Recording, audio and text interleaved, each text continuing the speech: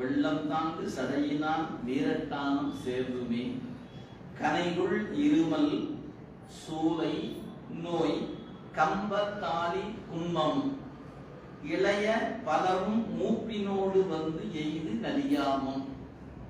உடம்பு நோய்க்குரியது, அதனால இருமல் சூலை அப்புறம் வேறு வேறு பித்தம் பாதம் அப்படின்னு சொல்ல முடியும். அது மாதிரி உடல்ல இருக்கக்கூடிய பல்வேறு வகையான நோய்கள் அதெல்லாம் வந்து சேர்ந்து வயதுக்கு வரும்போது மூப்பு வரும்போது அறிவு நினைக்கும் கோயிலுக்கு போகலாம், ஆனா உடம்பு ஒத்துழைப்பு கொடுக்காது.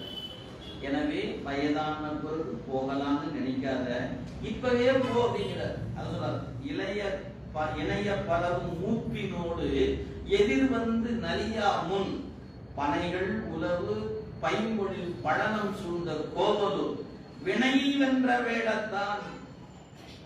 வினையை வென்ற வேடத்தான், அவனுடைய வேடம் வினையை வெல்லுகிற வேடம்.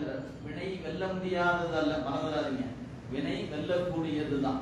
அந்த வினை வெல் வேடத்தான், வினையை வென்ற வேடத்தான் வீரட்டானம் சேதுமே என்று அறிவுறுத்துகிறார் அப்படிங்கிறத பார்க்கிறோம்.